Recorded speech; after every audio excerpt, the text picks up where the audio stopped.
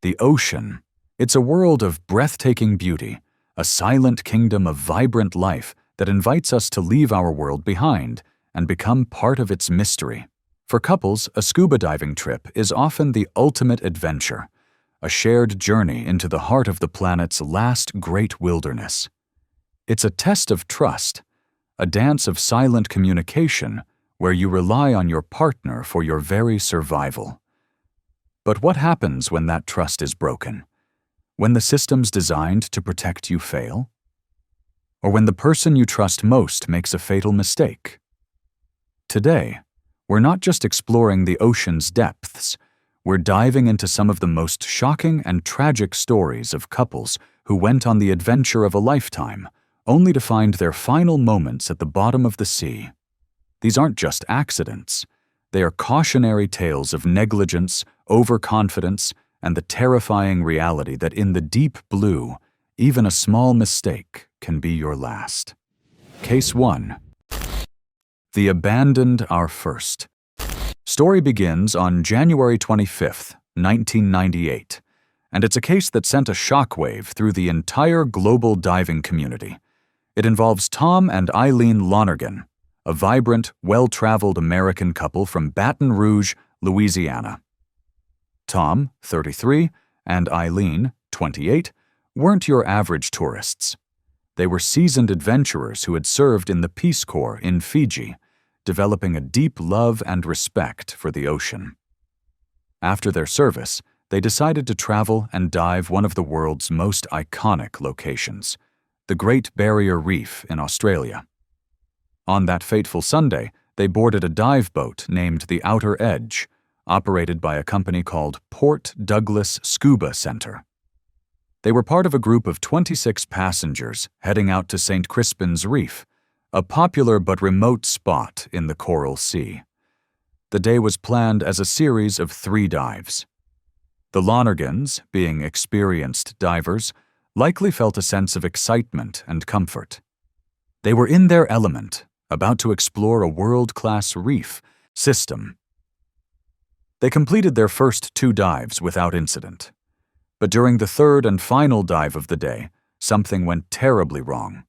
Not in the water, but on the boat. The crew, led by skipper Jeffrey "Jack" Nairn, conducted a head count after the divers were supposed to be back on board. This is the single most critical safety procedure in the diving industry. It's the final check to ensure no one is left behind. But the head count was flawed. Some accounts say a couple of divers who had returned to the boat early were counted twice. Whatever the error, the result was catastrophic.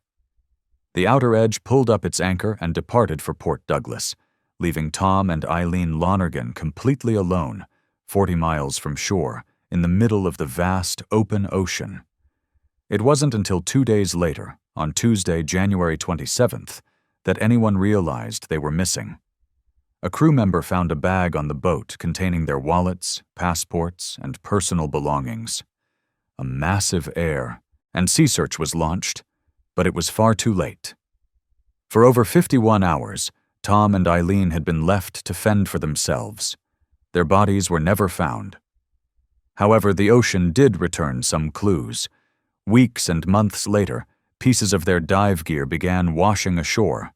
A wetsuit, a fin, an inflatable dive jacket, all bearing their names. Most chillingly, a diver's slate, a small underwater writing tablet, was found.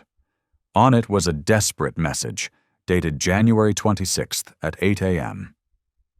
To anyone who can help us, we have been abandoned on Agincourt Reef by MV Outer Edge. Please help us. Come to rescue us before we die. Our names are... An inquest followed, and the skipper, Jack Nairn, was charged with unlawful killing. He was ultimately found not guilty, but his company was fined heavily for negligence and went out of business. The Lonergan case became a global cautionary tale, forcing a complete overhaul of safety regulations in Queensland's dive industry. It was a horrifying lesson in how a simple, preventable human error, a miscounted head count, could lead to the most agonizing and lonely death imaginable. Their story served as the direct inspiration for the terrifying 2003 film Open Water, which brought the horror of their ordeal to a worldwide audience. Case 2. The honeymoon murder? 5 years after the Lonergan tragedy, another Australian diving trip ended in a death that was just as shocking, but for entirely different reasons. This time, it wasn't a case of being abandoned, but a case that would spiral into a decade-long legal battle filled with accusations of murder. This is the story of Christina "Tina" Watson and her husband, David Gabriel "Gabe" Watson. Tina, 26, and Gabe, also 26, were newlyweds from Alabama on their dream honeymoon in Australia in October 2003. Tina was a brand-new diver, having earned her open water certification just before their wedding. Gabe, on the other hand, was a certified rescue diver.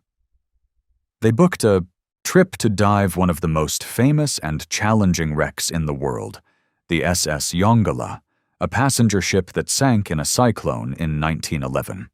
The Yongala is not a dive for beginners. It lies at a depth of nearly 30 meters, in an area known for unpredictable and powerful currents. On October 22nd, just 11 days after their wedding, Tina and Gabe entered the water. What happened next is a matter of intense debate. According to Gabe, shortly after they began their descent, Tina started to panic. He said she struggled against the current and knocked his mask and air regulator off. By the time he recovered, he claimed she was sinking too fast for him to rescue her. He surfaced to get help, leaving his new wife to die on the ocean floor. But other divers in the water saw something different. One diver, Stanley Stutz, saw Gabe holding Tina in what looked like a bear hug before he ascended alone. Another diver accidentally photographed Tina's body lying on the seabed in the background of a picture of his own wife, completely unaware of the tragedy unfolding nearby. Tina was eventually brought to the surface by a dive master, but it was too late. She was pronounced dead. The investigation immediately raised red flags. Gabe's story kept changing. He gave at least 16 different versions of what happened. The dive computer data also seemed to contradict his account. Suspicions grew that this was no accident. Had Gabe, the certified rescue diver, really just abandoned his panicked novice wife? Or did he do something to her? Investigators in Australia began to suspect murder. They theorized that Gabe had turned off Tina's air regulator and held her until she was unconscious, before turning it back on and leaving her to sink. The motive? A modest life insurance policy. In 2009, Gabe Watson was charged in Australia with Tina's murder. In a surprise move, he pleaded guilty to the lesser charge of manslaughter, admitting he had failed in his duty of care as her dive buddy. He served just 18 months in an Australian prison. But the story wasn't over. When he returned to the United States, he was charged with murder again in his home state of Alabama, with prosecutors alleging he had planned the murder in the U.S. However, in a stunning turn of events, an Alabama judge dismissed the case mid-trial, citing a lack of evidence. Gabe Watson walked free. To this day, the case remains one of the most controversial in diving history. Was it a tragic accident caused by a panicked, inexperienced diver and an overwhelmed husband? Or was it a cold-blooded murder disguised as a diving mishap? We may never know for sure, but the death of Tina Watson serves as a chilling reminder that the greatest danger underwater may not be the ocean itself, but the person swimming right next to you.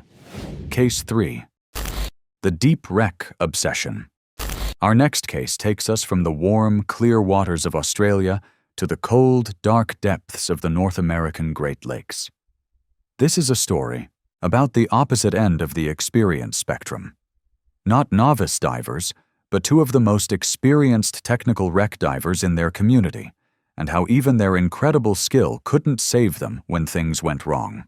Meet James and Susan Wynn, both 53, from Killdeer, Illinois. The Winns were not casual hobbyists.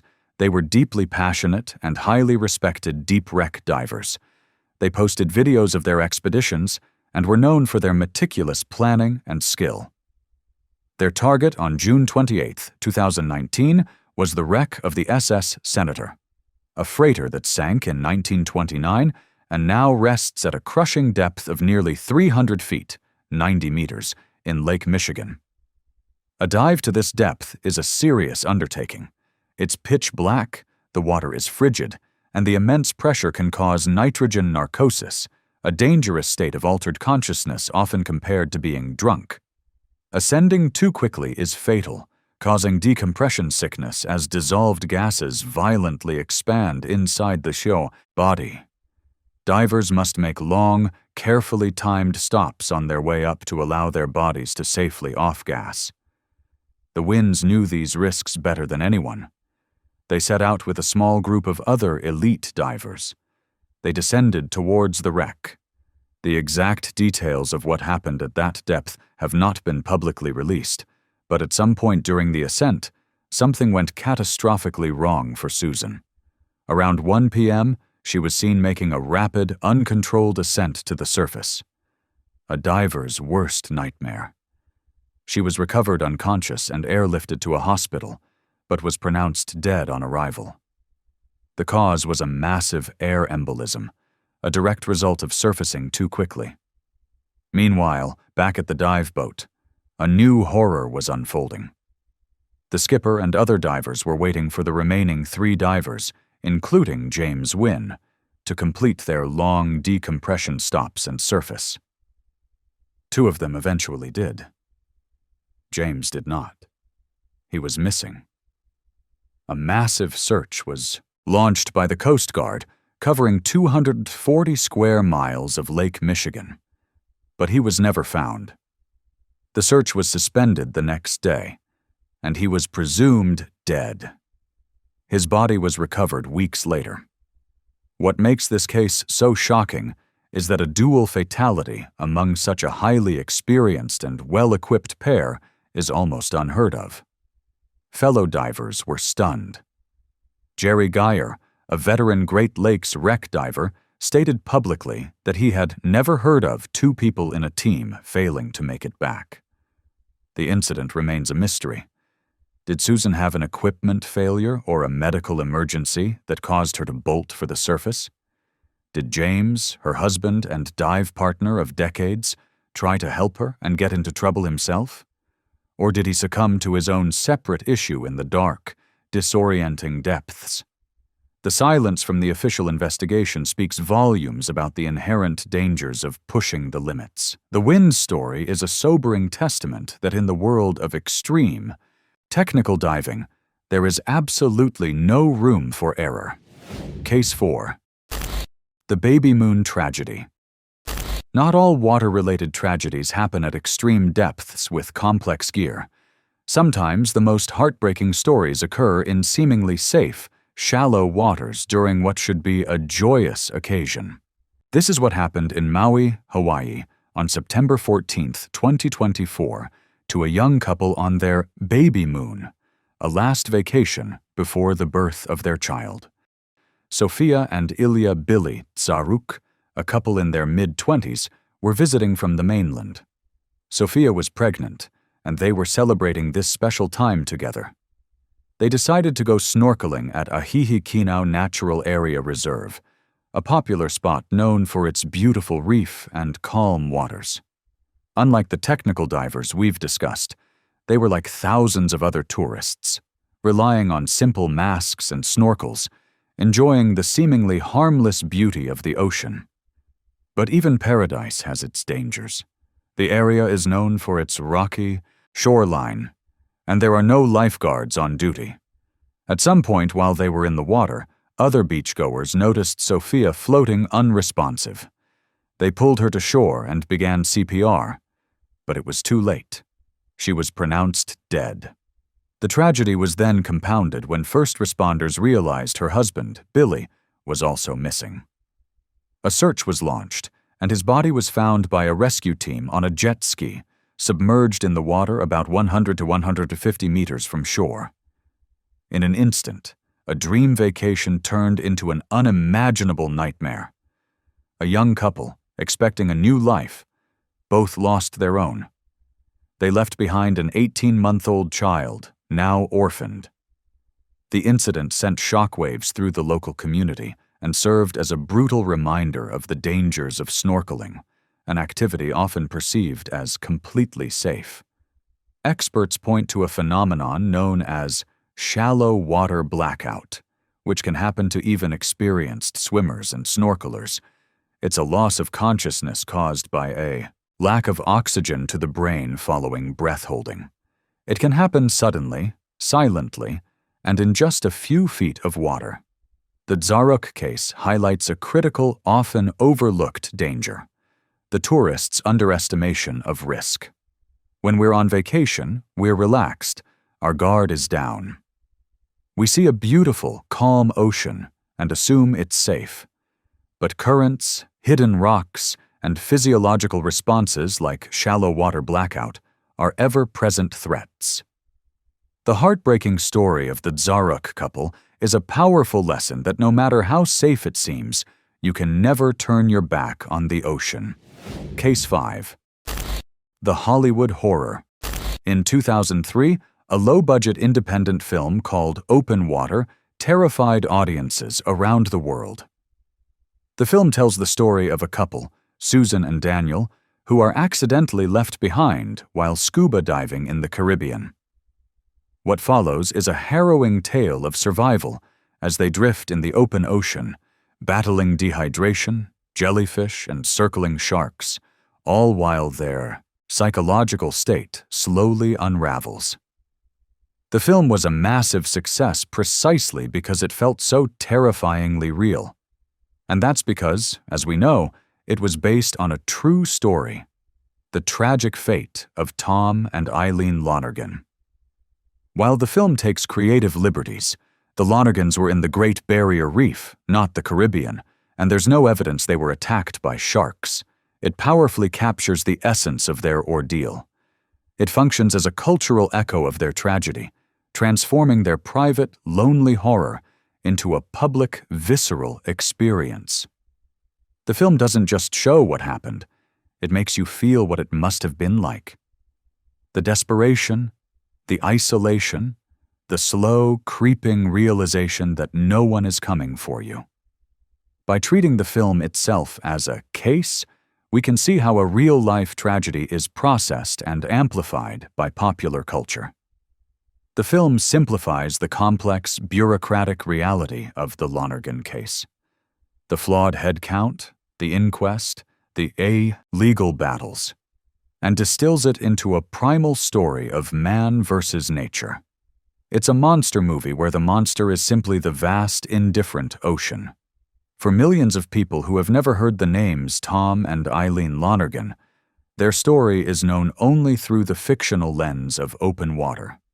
It has become a modern-day cautionary tale, a piece of folklore that reminds every single diver to make sure the boat doesn't leave without them. The film ensures that even though the Lonergans were lost to the sea, their story will never be forgotten. Case 6.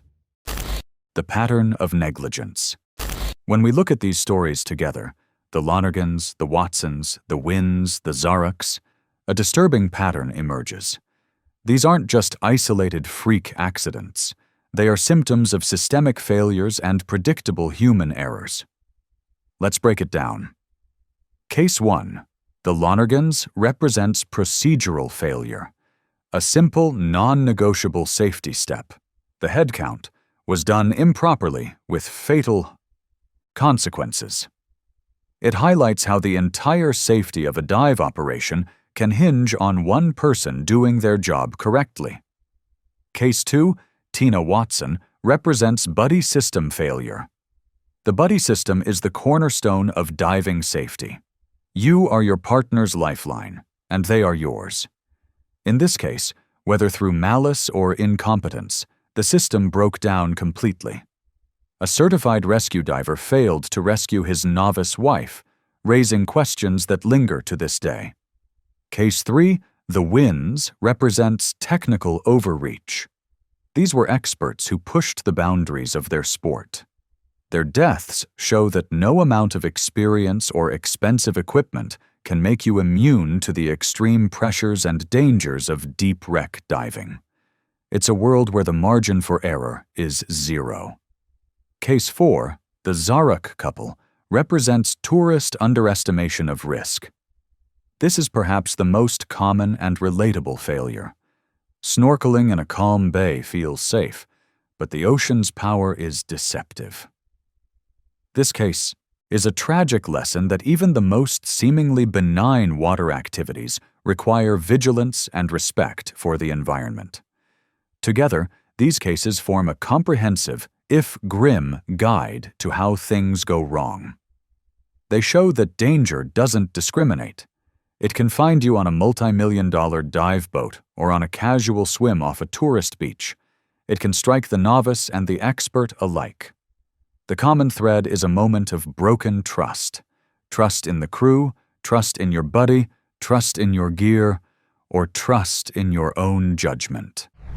So what is the final lesson from these heartbreaking stories? It's that the ocean demands respect. It's a beautiful, alluring world, but it is not our world. We are temporary visitors, completely dependent on our training, our equipment, and the people around us. Every dive, every swim, is an exercise in risk management. For Tom and Eileen Lonergan, the system they trusted failed them. For Tina Watson, the partner she trusted failed her. For James and Susan, the limits they pushed back. And for the Zaruk couple, the paradise they embraced concealed a deadly threat. Each story is a unique tragedy, but they all echo the same warning: complacency kills. When you enter the water, you enter into a pact with your buddy, with the crew, and with the ocean itself. You agree to be vigilant, to be prepared, and to respect the immense power of the environment you're in. The stories of these couples are not meant to scare you away from the water. They are meant to ensure that when you go, you come back. They are the final, silent warning from the deep.